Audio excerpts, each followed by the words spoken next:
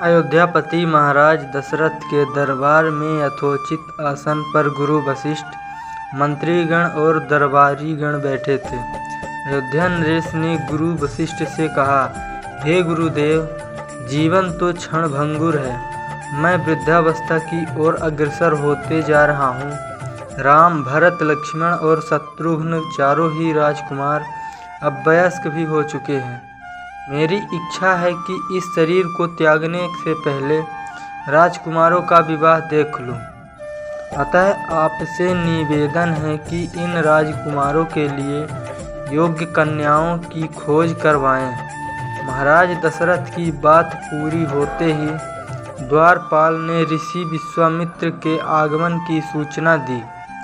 स्वयं राजा दशरथ ने द्वार तक जाकर विश्वामित्र की अभ्यर्थना की और आदरपूर्वक उन्हें दरबार के अंदर ले आए तथा वशिष्ठ के पास ही आसन देकर उनका यथोचित सत्कार किया।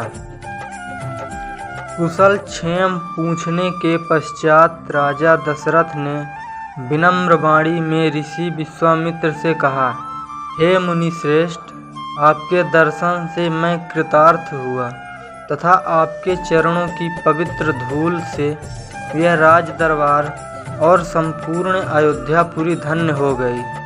अब कृपया करके अपने आने का प्रयोजन बताइए। किसी भी प्रकार की आपकी सेवा करके मैं स्वयं को अत्यंत भाग्यशाली समझूंगा।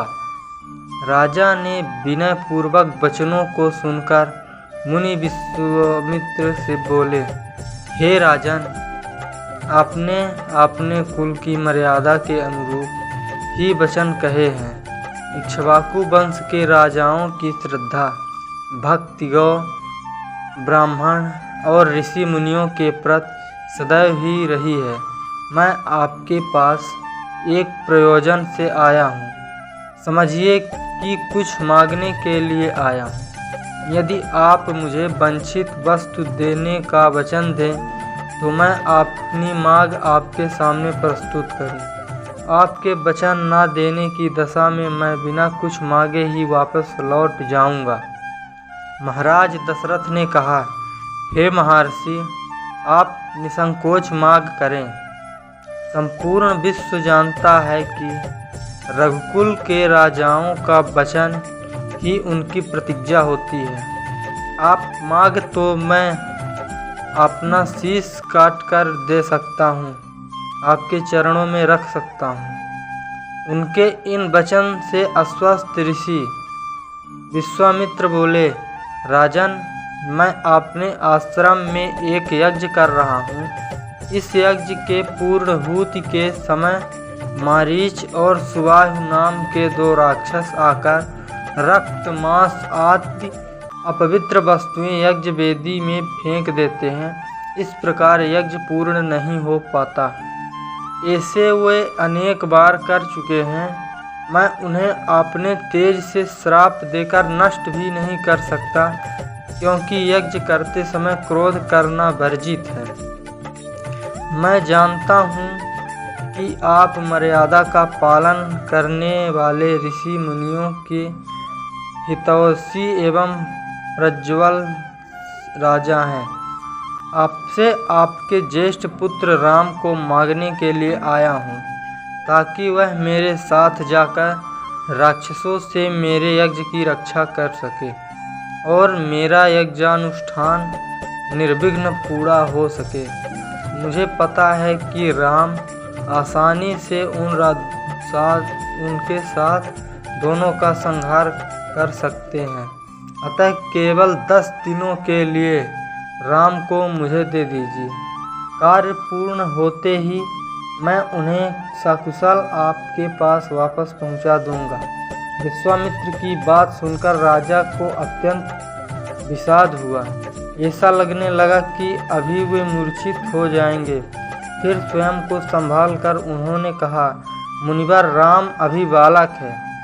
राक्षसों का सामना करना उसके लिए संभव नहीं होगा।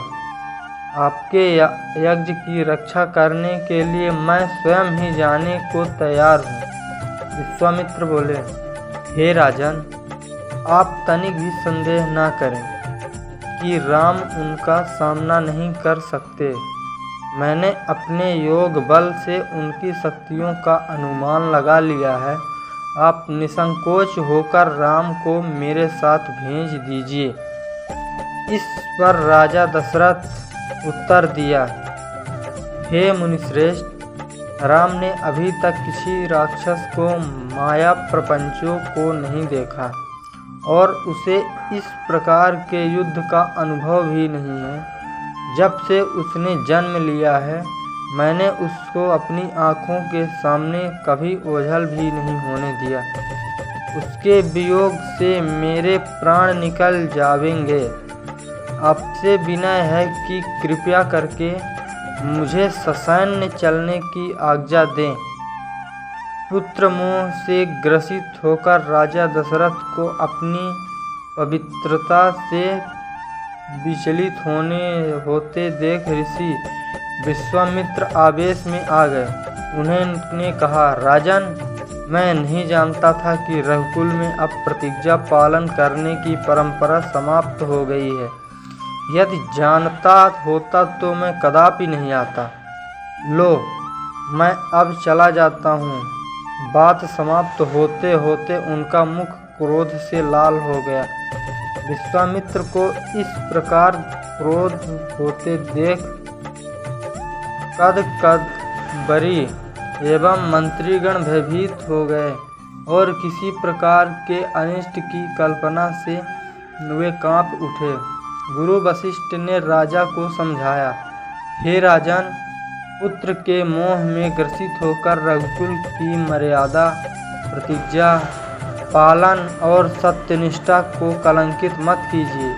मैं आपको परामर्श देता हूँ कि आप राम को बालक होने की बात को भूलकर एवं निशंक होकर राम को मुनिराज के साथ भेज दीजिए।